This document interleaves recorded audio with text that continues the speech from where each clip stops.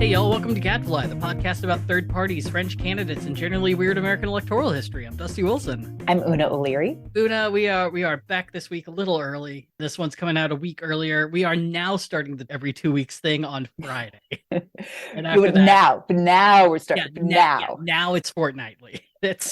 I don't know, man. It's just going to be weird releases with ideally every 2 weeks, maybe some sooner, maybe, who knows, but check your podcast listings. Right. Yeah, get your podcast guide, your podcast TV guide. Yeah, turn to channel 3. Oh, man. So last week we talked a lot about how I was listening to Korn. This week I have remembered there's a whole genre of music that I tend to say I don't listen to because I feel like I'm that creepy guy at like a show who's just walking around in the back. But I guess you could just define it as like creepy girl pop. Ooh, I'm listening. It's like Billie Eilish's earlier stuff where it was just like kind of weird singing into a fan stuff with weird videos. But like even beyond that with singers like Ash Nico, who's freaking phenomenal and mind-bending. But Melanie Martinez is a big name in that. Are you familiar with Melanie Martinez? I am not. Lately, I've just been listening to the top 40 hits from like 2004 or contemporary French pop music and hip hop. Very fun. That's what gets me going through my 9 to 5. Yeah, it's like Melanie Martinez is especially a really, really tough recommendation from I would say a dude in his late 30s, because her entire aesthetic for her first 2 albums was very much acting very goddamn young with songs that are like innocently titled but about horrible assaults. And Jesus. Yeah, it's like a lot of trauma wrapped in this cute package. That's amazing. Really good music, but it's just like I cannot say that I like this because if I show up at one of these shows, I'm getting arrested because it's not for me. I'm not supposed to be here. But she's released a new album, deleted all of her old persona from her Instagram. And so she's gone from like, this very young aesthetic to the best what I can guess is like a ghost fae, where it's like she's performing with these prosthetics where it's like giant fae ears with multiple piercings, 4 eyes, I guess like a kitten or like teddy bear mouth sort of thing. It's a shift. It is a fucking shift. I'm not a girl, not yet a woman. Yeah, it's oh my god, I'm a ghost fae. But yeah, I'll definitely say I've only heard one song from it, and if we're ranking all the songs on what it's like to be a ghost and scaring your friends and lovers when you do return, it's one of the best. It's great. This is where feminism is headed. I'm into it. I'll send it to you at some point. No guarantees if you like it or not. So I don't know. Yeah, so I've been listening to a lot of that to try to rate this episode. Ooh, so for listeners out there, you now have a soundtrack. You really don't. I mean, it has nothing to do with who we're talking about. It just was like the perfect exact opposite for what we were doing so I could get through it. Oh, jeez. So there's really not anything else I could say that wouldn't just spoil every detail of this story. So I'm just going to say we're talking about a guy by the name of Douglas Stringfellow. Douglas Stringfellow. Yes, he is a level 15 bard. I was like, don't I remember him from Dr. Strangelove? Yes. He supplied the music in the background. Yeah, so let's just go ahead and dive on in. So Doug was born in 1922 in Draper, Utah. So yes, there is going to be like a blanket of Mormonism over top this entire story. Doug is a member of the LDS Church, so it doesn't come into the story a whole lot, but it's just kind of good to keep in your back pocket for knowledge. Okay. His family lived in the Ogden, Utah area and made their living as ranchers. And like a lot of people who don't have a lot of history on Doug's youth, up until the age of 15. And it's around this time that Doug ends up winning second place in a patriotic poster competition. Bring that back. Well, I mean, I just remember it was one of those things where it's like, oh, it's a small school, so you have a lot of local competitions to keep children busy. Oh, is their idea of spirit days. Exactly. Yeah. Where it's like every other week, it's like draw an eagle or do a speech on why pie is the best. Make a push-up happen. Look, we don't have internet. TV is still very expensive. You walk here barefoot. I don't want you kids reading, I don't know, Phantom comics and listening to Little Orphan Annie until you forget to eat.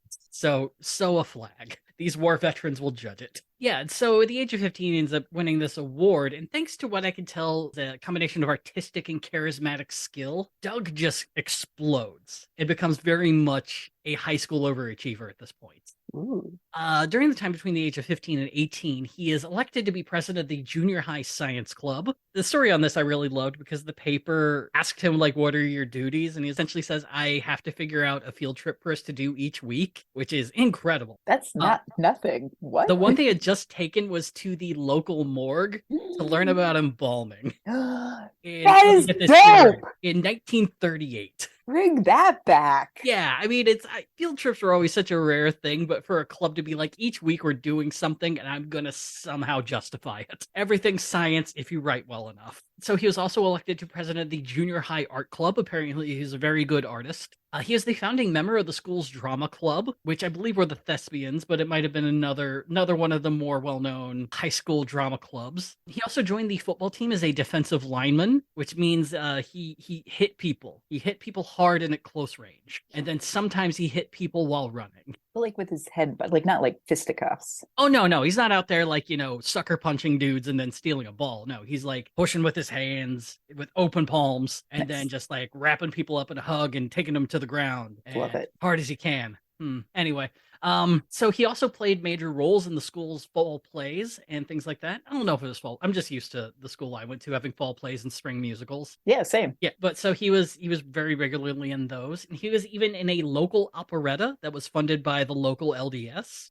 School has so much going on, like for the 30s. It's wild. Like, you're in the middle of the Great Depression. There's not a lot to go with, but there's still so much to goddamn do with these schools. And finally, he served as the art director for the school's yearbook committee for 2 years. I mean, this guy's just like writing his own path to college at this point. Yeah, I mean, this is what I expect to see in a fucking 2000s entry essay for college. Yes. I got all the extracurriculars, put me into Brown, we're good. And yeah, by all rights, he's a very overachieving young kid in a relatively small school and huge start to his life. And, he's really well set for an 18 to 35-year-old male in peak physical health in 1941. He's gonna be fine. Oh, no. Oh, no. Perfect timing. Hindsight. Oh, no. Yeah. So he ends up getting into school at Weber State University, which is right in Ogden. So he's staying at home, he's going local, and he starts studying commercial art to be his future career. And in his meantime, he's playing for the college football team, where he's earned his first nickname, Commentator. You don't seem impressed. I mean, it's wordy as hell for a nickname. Yeah. But then again, I'm assuming he was wordy as hell on the field if he got that nickname. Well, part of it is because he just had a voiceover voice. He just had this nice, charismatic, made-for-radio voice. Ooh. But it went with his made-for-TV face. Oh, he's a pretty boy. Dude is borderline hunk. He's like Mormon hunk. Like the great voice. What all do I have to do for conversion? But yeah, and so Commentator's the nickname he gets for the 1930s, 1940s. Not bad. Could have been worse. Yeah. And so he's making the honor roll on a regular basis. He's on the football team. And then Japan bombs Pearl Harbor. And you could just forget about all of that. Yep. And like almost every other guy on the football team as well, because there's a huge newspaper article about every single football player who going off to war, getting like their own little snippets. They all sign up for the Army, and Doug signs up for the Army Reserves, which ends up getting him sent to Fresno, California for basic training. So while in basic, his quick ability to learn would get him noticed as someone who could be more useful in a more specific sort of situation. So he was picked out of the group, sent to Cincinnati, Ohio, and is given specialized training specifically in engineering for the Armed Division. And while he's there, he studies engineering at the University of Cincinnati for a year, but also takes a few classes at Ohio State to learn accounting. The Ohio State University to learn the accounting. The accounting, yes. In March of 1944, Doug's finished up all of his specialized training, and he's sent to France. His military service, however, was fairly clandestine. But what we do know is that on July 18th, 1944, he's promoted from private to private first class, and we also know what got him sent home. On November 19th, Doug would step on an S mine. Now, colloquially, these are German bombs that were known as bouncing betties or frog mines. They're still very controversial to this day because when you step on one, there's a little bit of an injector pin at the bottom that shoots the bomb up about 3 feet in the air, give or take, and then it explodes. No! Yeah, they're real fucked up. Not quite illegal, but very frowned upon. Which, yeah. So Doug ends up being paralyzed below the neck from this. Wow. Yeah, he goes to the field hospital. The doctors there aren't very optimistic. He ends up being sent home initially to a hospital in New York, where the doctors there say he has about a 1 in 1,000 chance of ever being able to use his legs again, or to even do some semblance of walking. And from there, they sent him to Brigham City, Utah, to recuperate in the hospital there in the city. So, despite his catastrophic injuries, he's stabilized. He's at least living, and he's really gonna need a miracle for the rest of his life. And while at this hospital, he gets two. So one day while Doug's recovering, a dance troupe comes by to entertain the patients. And included in the troupe is a student who's studying tap, ballet, and quote-unquote Spanish dancing. Ooh, like flamenco? I hope. I really hope. They would get to talking, and she would tell Doug that her name was Shirley Mae Lemon. She was also a student at Weber State and had graduated with a study in dance and shared a fondness for the arts with Doug. And the two would begin dating from that moment on. Aww. And as a side note, Doug started walking. What? Well, sort of. All right. So he says he has a huge religious experience, as you do. And through rehab, he regains the mobility of his body from his neck down, he's now paralyzed from the waist down. But through the use of braces and a cane, he has the ability to at least somewhat walk for a little bit of time. He can stand really good. Okay. But yeah, so he's getting at least some of his mobility back. I think the miracle was love. It's, I prefer that over religious experience. It's like, just credit your wife, dude. Come on. So he ends up getting released from the hospital with a genuinely amazing story. So much so that the Red Cross wanted to recruit Doug for a new project. The idea was that during the war, a lot of people came to realize the Red Cross helped out a lot of soldiers, both during the war and during recovery. But the Red Cross really wanted people to know that, hey, we're still here after the war, and we could still use your money and your blood, but also your money. We'd like some money, please. I don't know if you know this about nonprofits. It's hard out there. Yeah, there's no profit. So they go state to state, start finding all these soldiers that they had helped recuperate, and send them out on local speaking tours to remind people that the Red Cross is still good and maybe you should give them money. And with Doug, you really kind of have a perfect story. You have a dude that the Red Cross helped rehabilitate from being fully paraplegic to now just to half paraplegic. He's made an incredible recovery that very few people believed would happen. So it's a natural selection to send out on these speaking tours. Mm-hmm. So his personal tour would begin on September 9th of 1945, an exact week after the end of the war. He would be a regular speaker for a few months, but by late February 1946, Doug's speeches had changed a bit. And I'm not sure if it was the time or just being, relaxing after the war, but Doug started to tell people the story of what actually happened to him during the war. Things that he couldn't say while he was there. Oh, he started turning this into like a full-blown therapy tour, an unconsenting therapy tour. A little bit. So rewind a bit. So we're rowing back to when he's in Cincinnati. He gets there. He's kind of, he's doing his studies, he's doing his training, and he starts catching the eye of a few people, particularly a professor who is there at the Ohio State University named Ray Olpen. And Ray is secretly an employee of the OSS, or the Office of Strategic Services, or the OSS. We have spycraft. Yes. Now, for those of you who don't know what the OSS is, it would eventually morph into the CIA. But it was founded in 1942 with the purpose of espionage and secret missions. Julia Child, famously part of the OSS. Yes. There are so many famous people ended up being in the OSS after all those files got revealed. A lot of writers. Anyway, okay. Yeah. And so their whole thing was spying, sabotage, propaganda, doing research on the enemy. It was mostly because FDR was really embarrassed by how good Britain had gotten at code breaking and realized, oh shit, we are way behind. So FDR gets this guy, General Wild Bill Donovan, to run the whole thing, and ends up becoming the father of American intelligence and spying.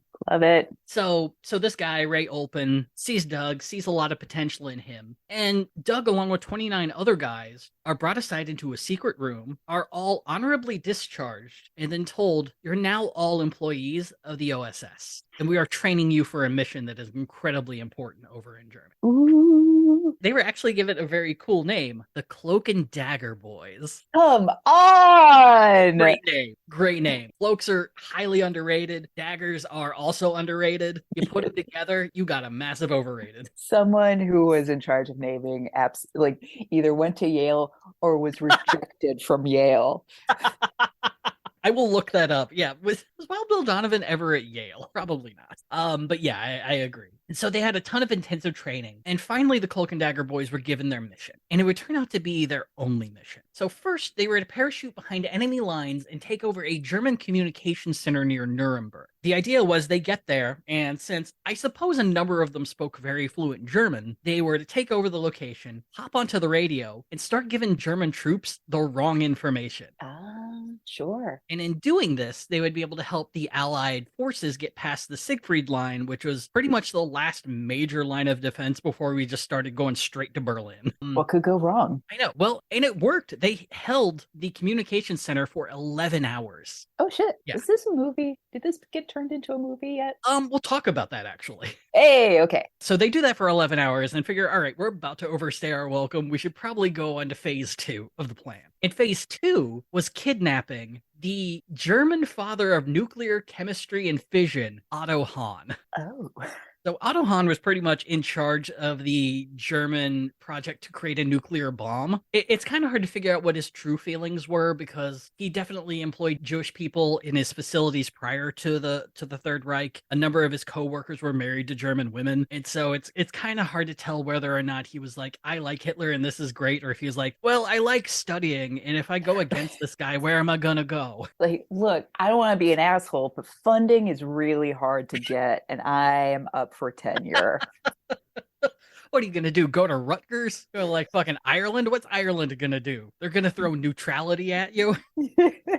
Yeah, You're just gonna get me drunk again. Like Otto Hahn hated Hitler and like was actively sabotaging the project, but at best he seems to be the sort who is like, well, I don't agree with it, but what am I gonna do? Not make the bomb? Not improve nuclear? Not have this amazing opportunity to like expand my known knowledge? It worked great for Oppenheimer. I mean, he's gonna be fine. So yeah, so that was the plan. Phase 2 starts. They get Otto Hahn, but while they are taking him out with the goal of getting him to England, the Cloak and Dagger boys are captured.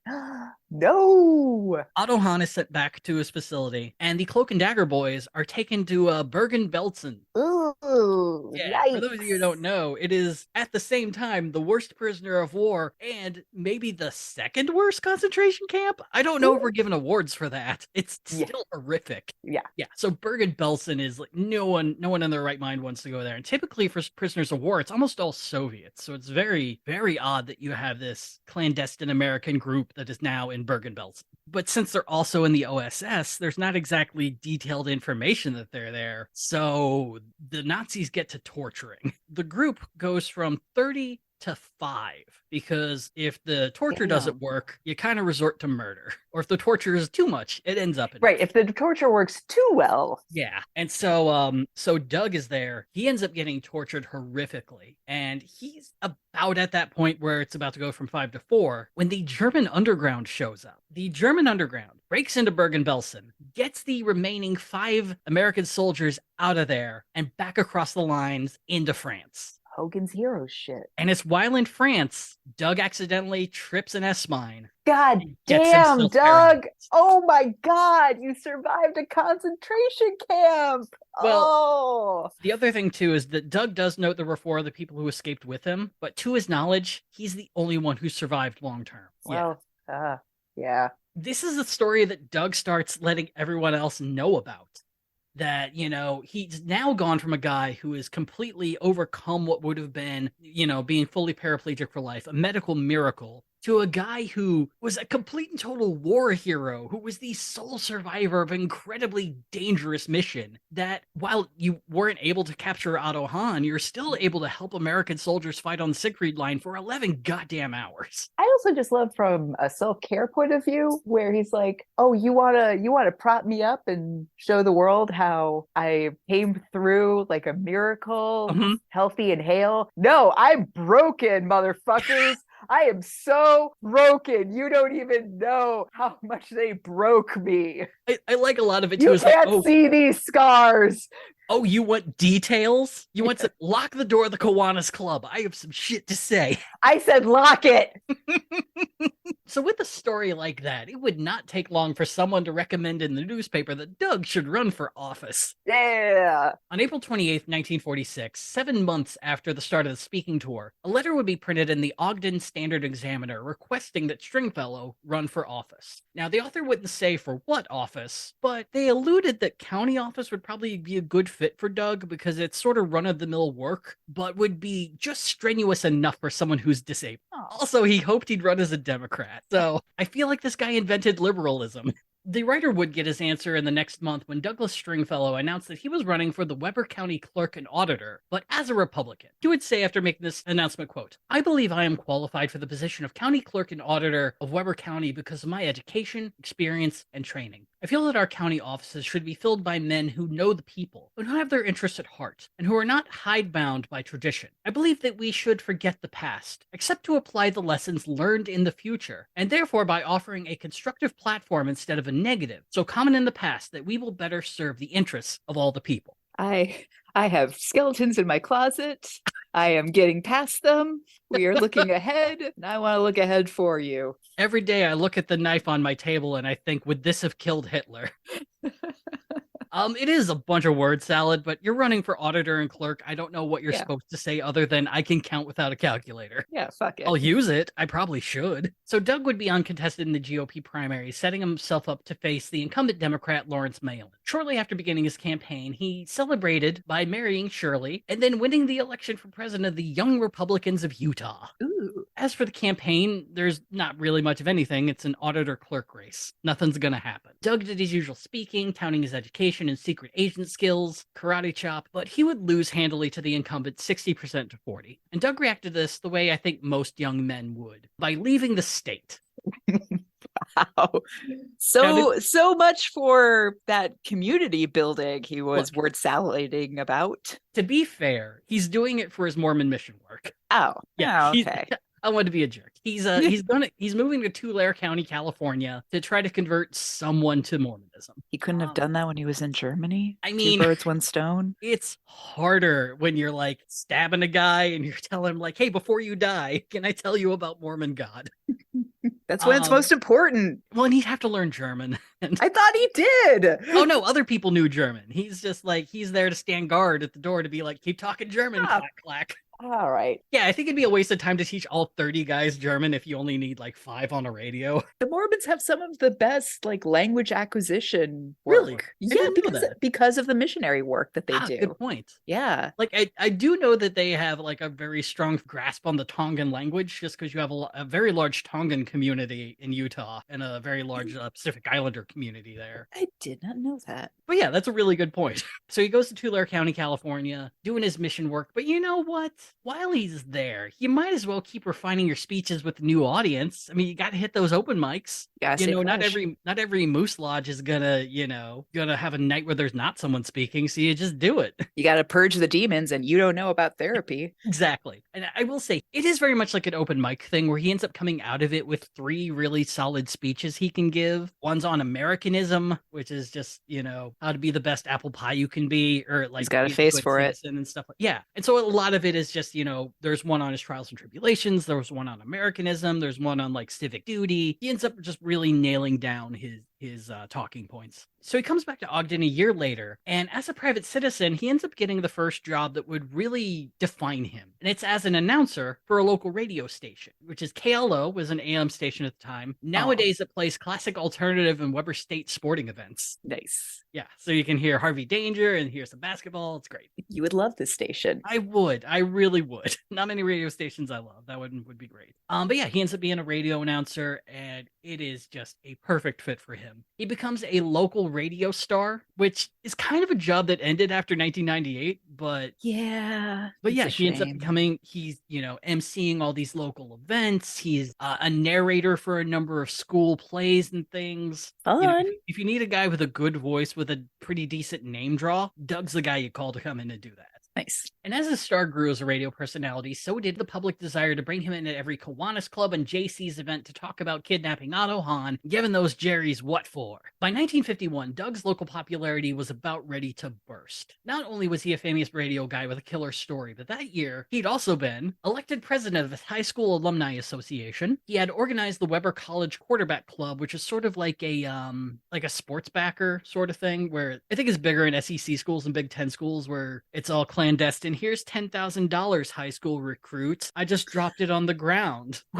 And at Weber State, it's probably more, we're making 7-layer bars to build more bleachers. So he ends up starting that and ends up becoming elected their secretary the same year. He won the Distinguished Service Award by the Utah JCs. Something I also didn't know. JC, do you know what JCs stand for? I'm guessing it's not Jesus Christ. No, it is the short-term name or the portmanteau for the Junior Chamber of Commerce. Oh. Yeah, right? Oh. Yeah. It sounds so like, I don't know, Catholic monastery. Like, oh yeah, the Butchins and the JCers. Yeah, or it's like, I couldn't get into the Knights of Columbus, so I joined the JCs. Yes.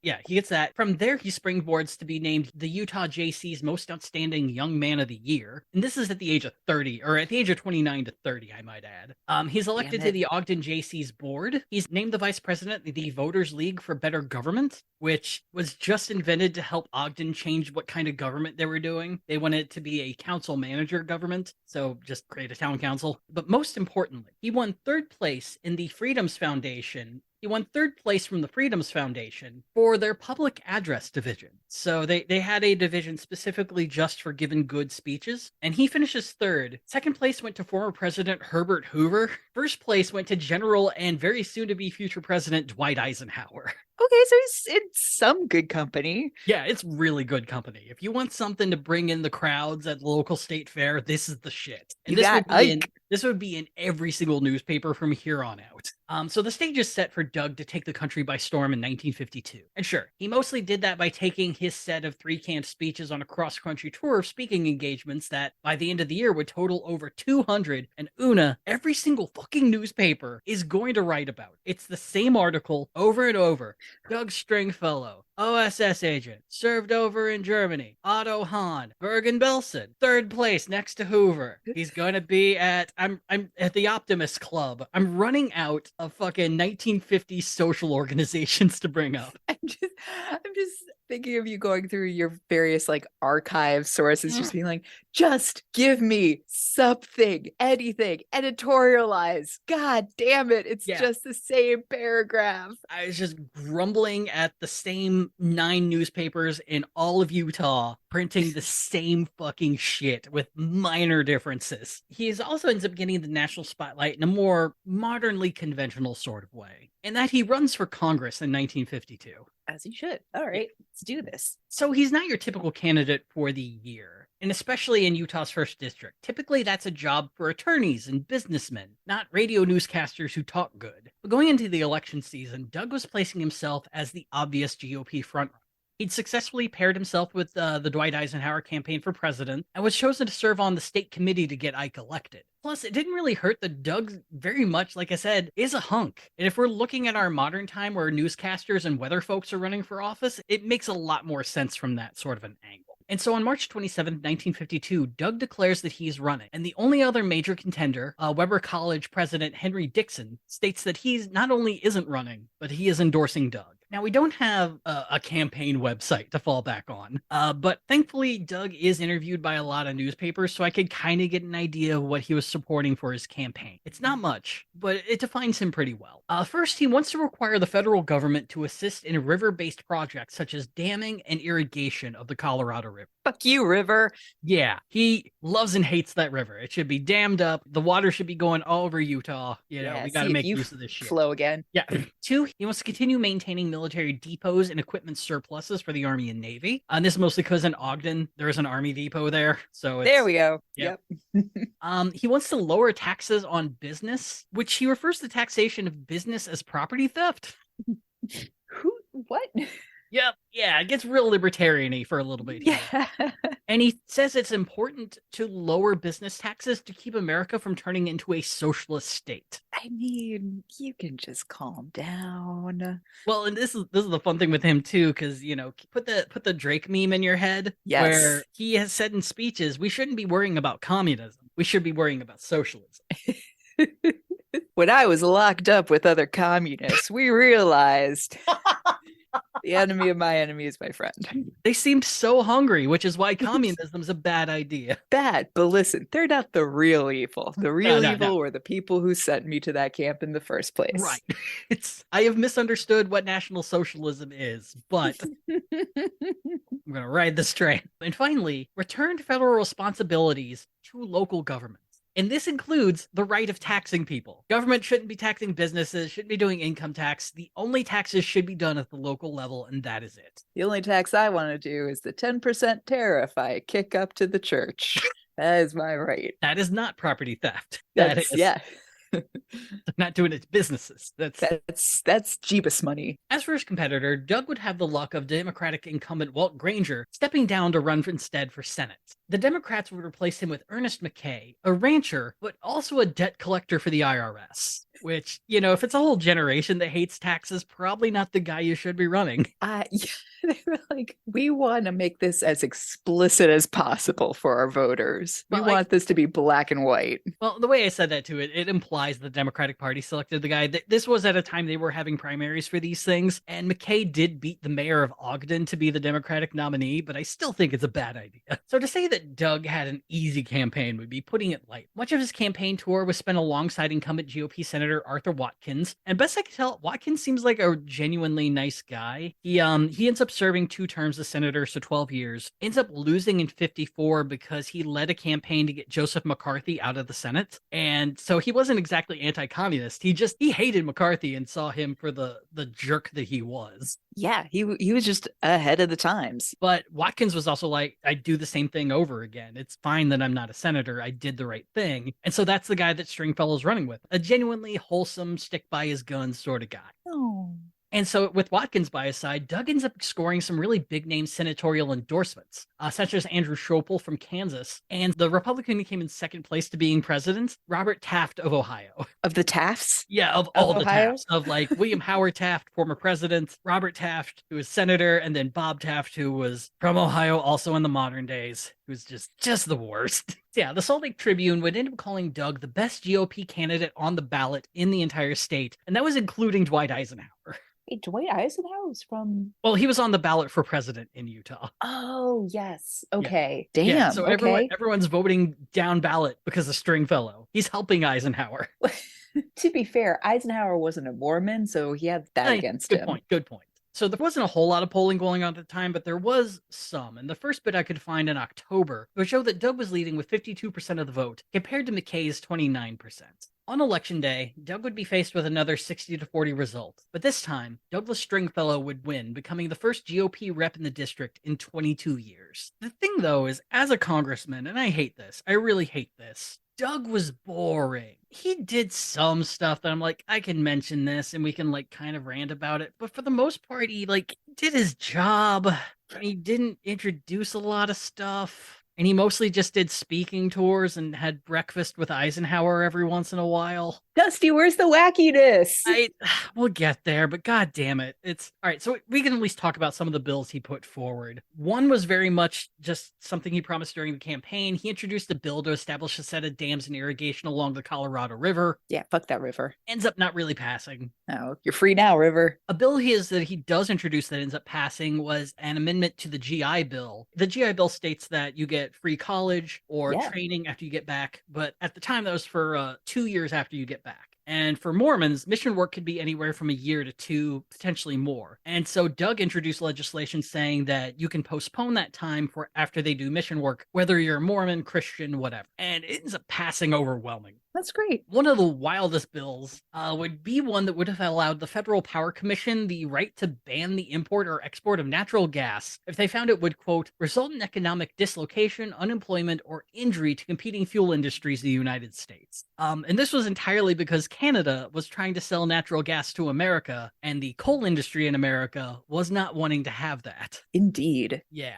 And I can't really credit this bill 100% to Doug. It was initially written by a senator by the name of Lester Hunt, who we talked about a while ago on this podcast. Oh. And it was just a copy of his bill that he introduced in the Senate. So Doug was really just kind of more along for the ride for this one. All right. I forgot to mention this. He also tried to get rid of Fannie Mae back in the 1950s. No shit. Yeah, he wanted to replace it with a private mortgage company, like a mortgage association across the country that wasn't run by the federal government. Oh.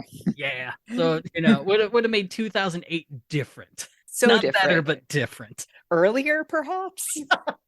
Yes, earlier. I mean, that's really about it. The one thing where he really had success across the board was there were a lot of local small communities in his district that had problems with their post offices being too slow. And so he went to the USPS and asked for an inquiry. Ended up finding there was at least 3 post offices in small communities that could be closed. For example, there was one that was a post office for 20 people. And they figured if we close this down, the post office in the neighboring city can actually get them their mail faster because it doesn't have to drop off at a post office before it goes to them. We could just take it straight to them. It'll make things a little faster. But then where will the 20 people hang out?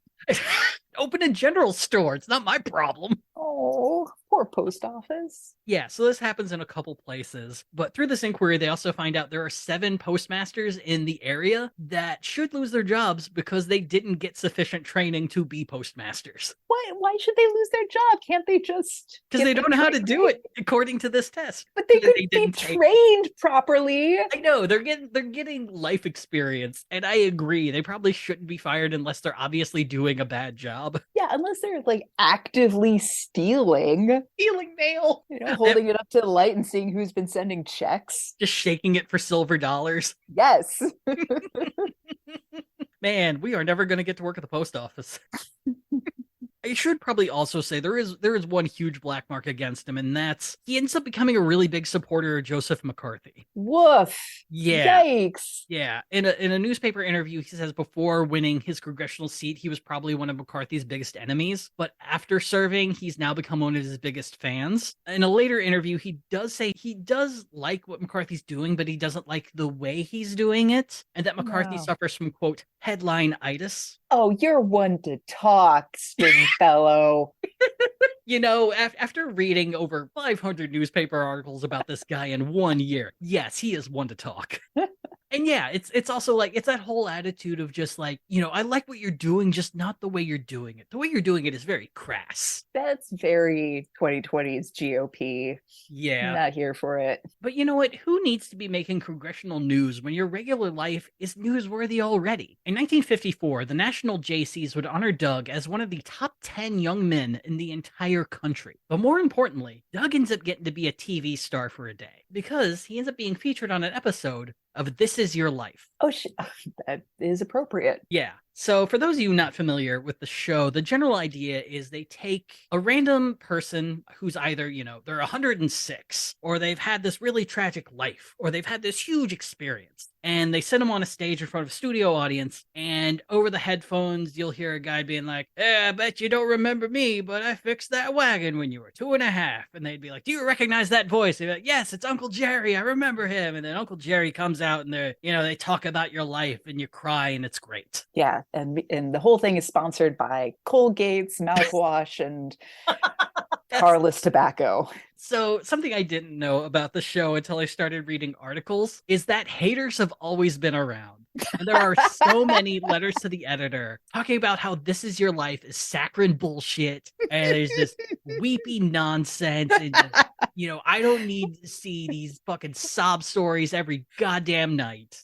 Um, so No one gives a shit about these regular Americans. oh my God, just fucking Darman comments and fucking is beautiful to read love it. in 1950s polite go fuck yourself tones. But it was food from a soul. And the episode ends up being so popular that they rerun it over the summer, which apparently was not something they did. Because for the most part, you just record over episodes and keep going. But they saved this one for future viewings. Okay. Well, very fancy. And not only that, Uda, you brought up whether or not there's a movie. Yeah. Well, in 1954, Doug is approached by a producer and director by the name of Hall Brackett and is given $1,000 for his life rights to turn into a movie. 1,000. I'm looking that up on my inflation calculator. Oh, you're going to calculator. I'm waiting. Okay. $11,000. Yeah, that is a huge underpay. Yeah, but they didn't have the kind of inflation we do today. True. Yeah, I feel like today that story would probably go for like 100K or something like that, maybe 50K. Yeah. If you were like, I'm not really sure when we're gonna do this. Also, Hall Brackett wasn't exactly a big name. About the only movie I think anyone would know him for nowadays is he was the director and adapter of Jonathan Livingston Seagull. Okay. Yeah, that was like his one kind of main movie. Around the time that he was offering this thing to Doug, he had just directed a movie called Crazy Legs, which was about a college football running back who ends up who becomes famous because he doesn't run like other people. He is a real life guy, and he's played by himself in the movie. No. Yeah, it's this director seemed really keen on trying to make this guy a big movie star, and it just did not happen. And more than likely, he would have been the guy playing Douglas Stringfellow in this movie if things just went normal. He's just like, it's $1,000. I'm not working with much. So even though it's an underpay, life is going great for Doug. Everything's really set. And in the summer of 1954, he announces he's running for re-election. His popularity is through the roof, and Democrats end up spending most of the summer just trying to convince anyone to run and not having much luck. Hello. Eventually, they convince Walt Granger to come back and try to win his seat, but it was really mean of them to do that to Walt. Walt's an old farmer. It's not nice to have him do this. No, let him farm. And so, yeah, Stringfellow is this heroic juggernaut, loved by all except communists and leftists and anyone assumed to be a communist. Beatniks. Those fucking beatniks listening to their Bill Haley jazz.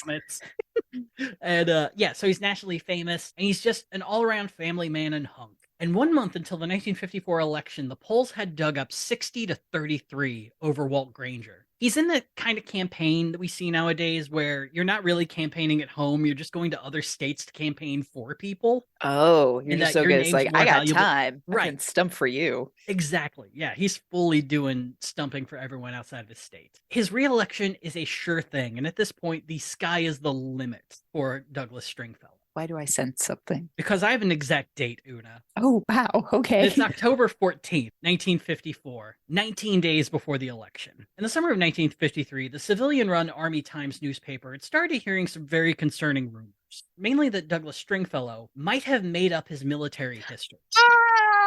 It's a double-cross red herring spycraft. I learned it from the OSS. These rumors had been bubbling in D.C. since Doug got there, but no one was really willing to look into it directly. But part of the issue is that the OSS files were sealed, and with a bit of modern knowledge to be able to lord over everyone at this timeline, the OSS files do not get released entirely until 2008. Oh, wow, okay. So even if you wanted to look into this, it was not going to be easy.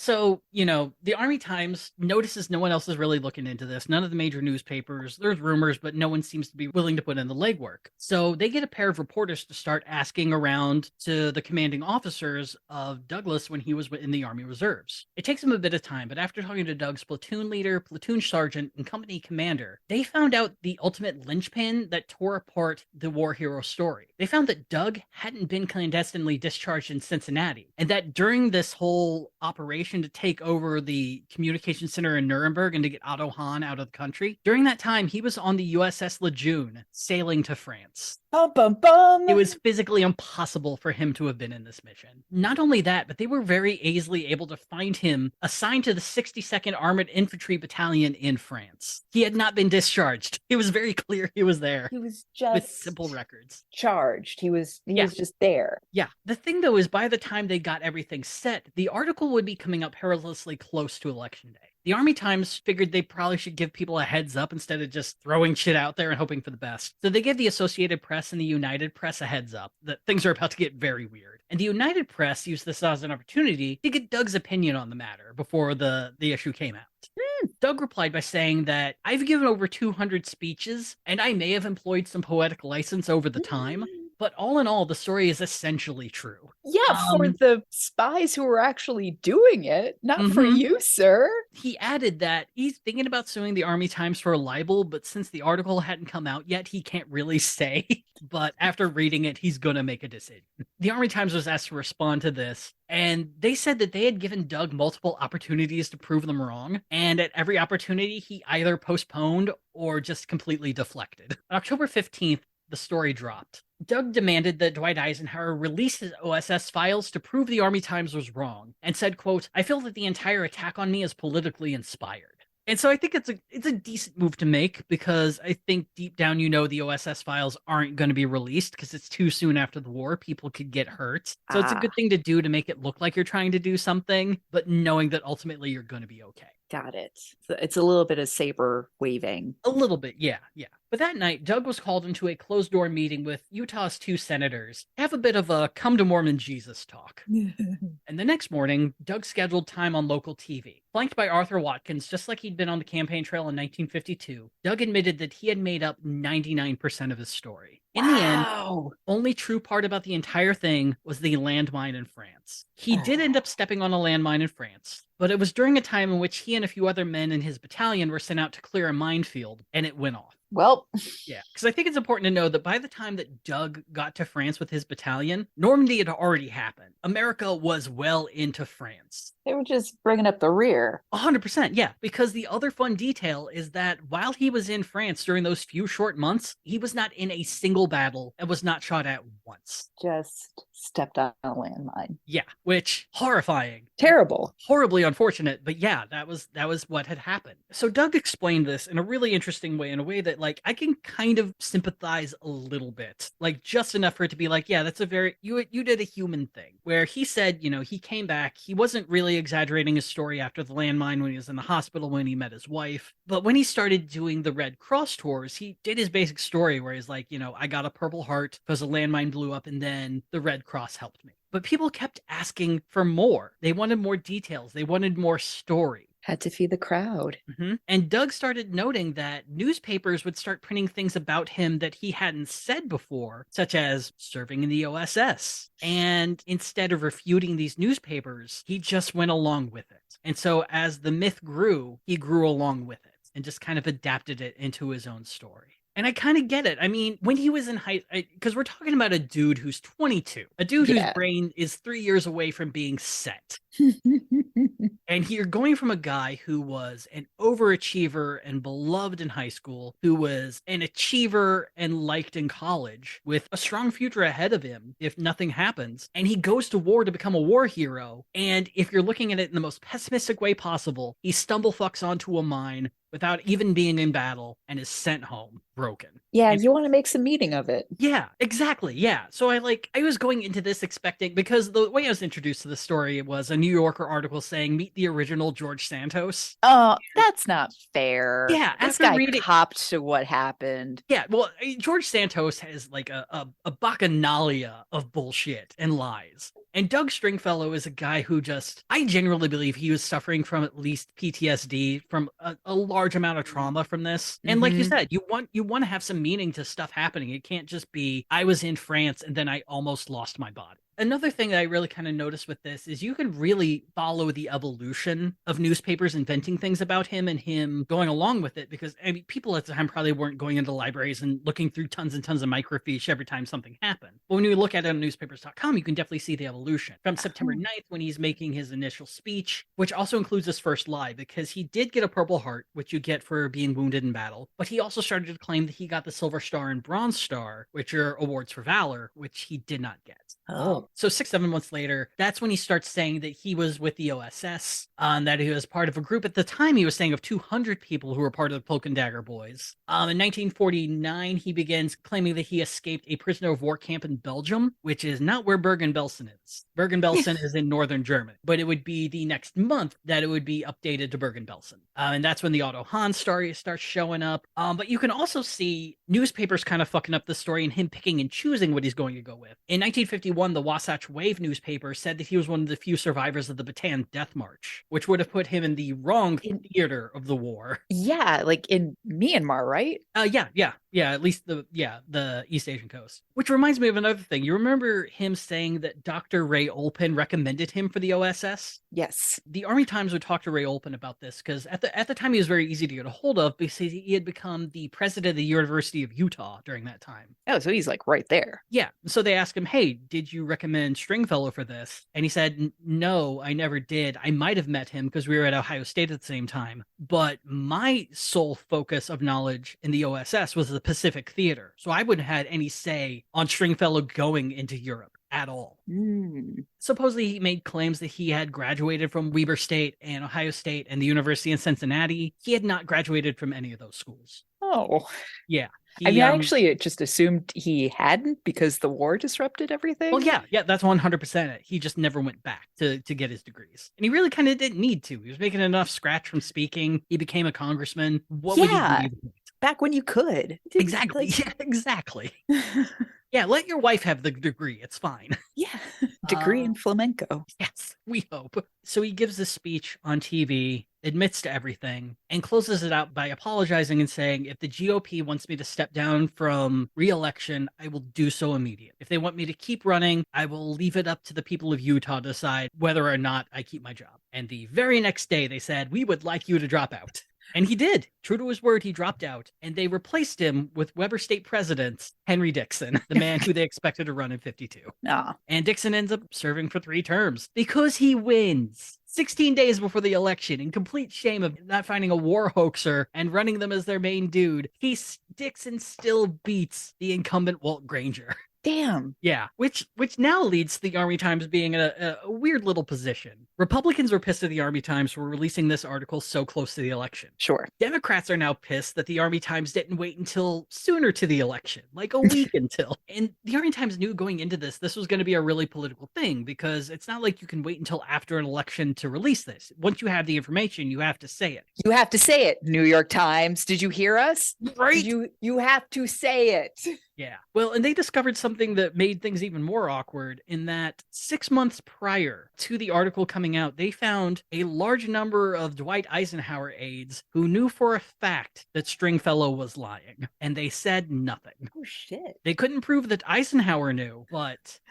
It's a conspiracy that goes all the way to the top, Dusty. It's such a crap conspiracy. Just cut bait. It's fine. It's fine. And... you know, I'll at least say this. Doug Stringfellow was clearly felt guilty about this. Like, he was clearly a decent enough guy to be like, yeah, I should probably step aside, but I'll leave it up to these people. Yeah, no, there is no honesty like that in the GOP today. Yeah, it's...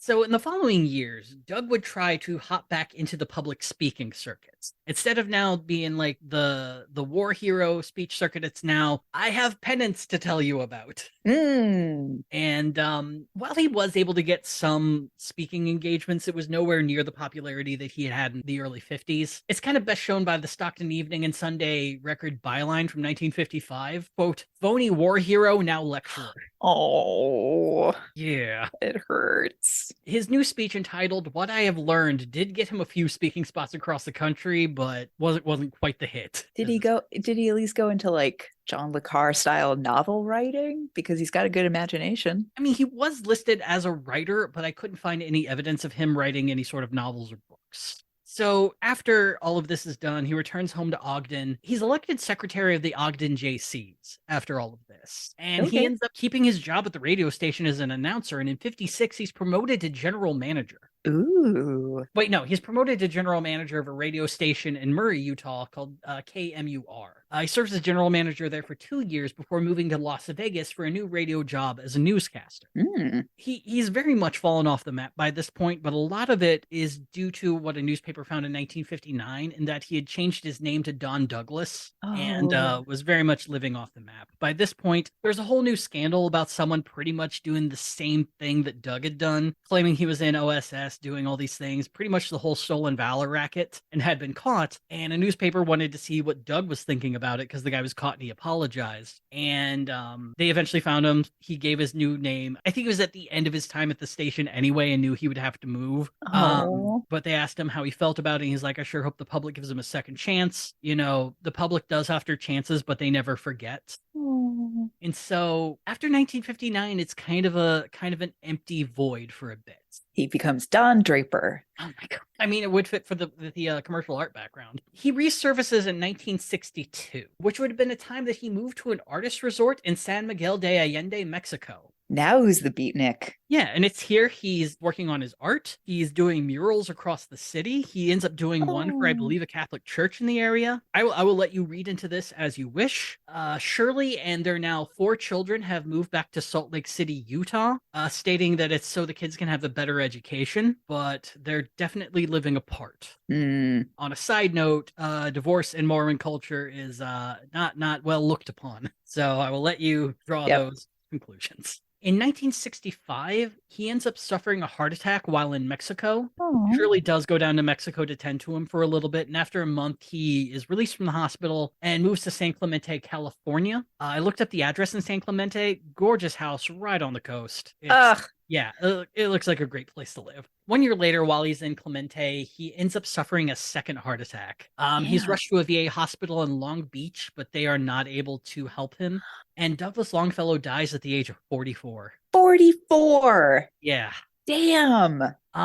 Yeah, that's the story.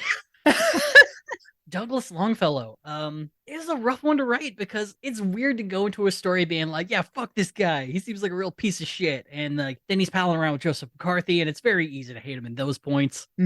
But, you know, trauma is definitely one of those things that can cross, or at least should cross, belief systems. To be very online at the moment, Jessica Pinn, I think, is a very good example. Are you familiar with the whole vulva phrenology scandal going on right now?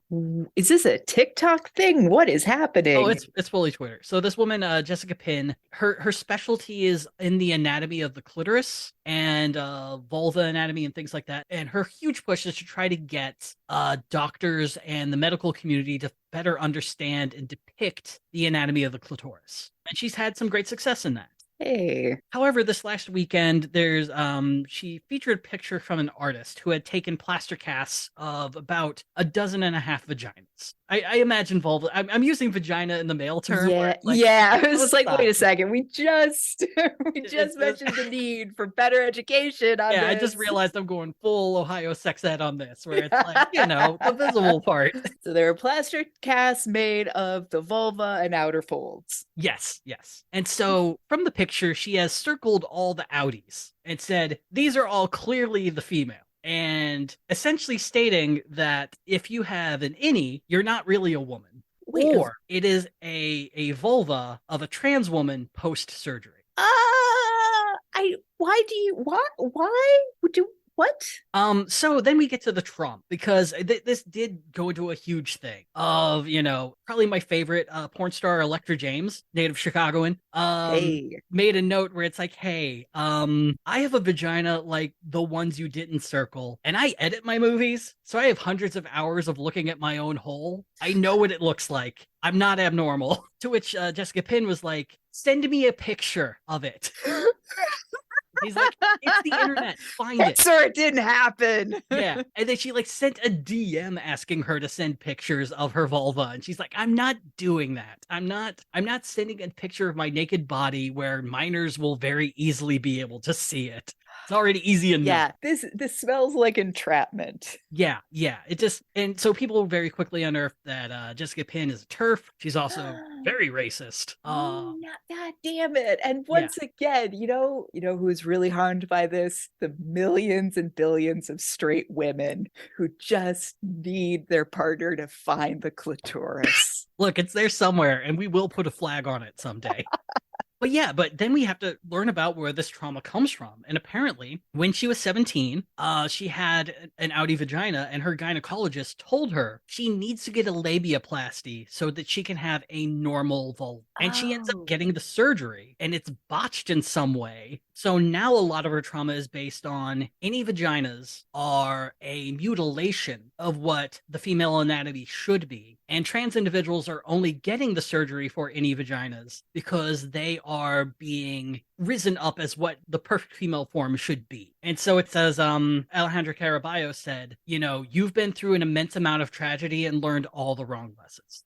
So it's weird to compare Jessica Penn and Douglas Stringfellow, but I think they very much have the same thing where it's like you've gone through something really fucking awful and responded to it in the worst way. And while, Doug's not out here telling people their war wounds don't make them real veterans. So there's that at least. Yeah. So there is that. But it's, I think it's also just a good explanation of like understanding the trauma of where people are coming from with these horrible actions is incredibly helpful and speaks to like a life after these events when they happen. Right. It's like your brain got a little bit broken. Yeah. That's okay. When you were 22. When you were 20 fucking 2. So yeah, it's a sad story, but it was a decent one to read, and yeah. I don't know. Any final feelings on Mr. Congressman Stringfellow? No, because all I can think about is Jessica Penn, because I haven't been terminally online for the past few weeks.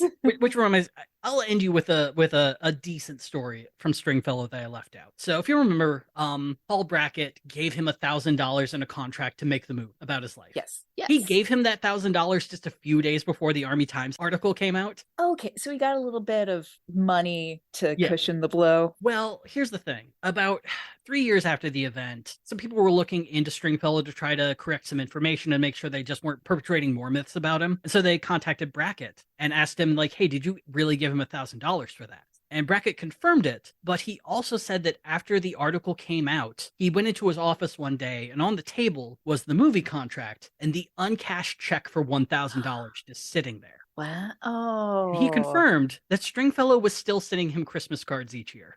Oh. Yeah. In my Benedict Cumberbatch does an American accent and does the movie version of this. In my mind, it's the movie is coded enough that you realize Douglas is actually gay and he's just been lying to himself so much that the lie grows within him. So what is it more to just say that he's in the OSS and all this stuff? If we could somehow make Ben Affleck much younger, I think he is a man who possesses the natural ennui that never leaves.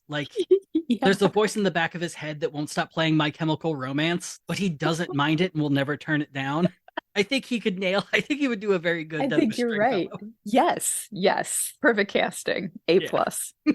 Well, on that note, guys, this time we will see you in 2 weeks. Hey. Yeah. So especially thank you for adapting to this weird schedule. I'm really excited. I actually get my cast from England in this next week, so I'm my cane from England this next week. I'm very, very excited to try it out. A fancy lad. It is. It's not like the other man canes, whether it's like Angry Eagle or Hand Grenade or Knife. It's it doesn't scream my dick still works, fuck off. So I'm very excited to walk around normally without having to explain what I'm holding. Yay. But on that note, everyone, thank you so much for joining us, and we'll see you in a couple of weeks here on Gadfly. This is your life. Gadfly is a production of Added Serotonin. Our episodes are edited by Brianna Valentine of Rem Alternus Productions. Our theme song is Sophomore Makeout by Silent Partner, and you can find us on Twitter and Instagram at GadflyPod. Ready to level up your cosplay game? Check out the Geek Forge on Etsy. With a variety of props to give your photos that extra spark, you'll find just what you need. Hold magical fire in the palm of your hand, or take a potion to restore your mana. With a large variety of colors, you can choose your own magical flavor for your cosplay. Bring drama to your photo shoots with these vibrant props and more, all available at the Geek Forge. Are you ready to level up your cosplay?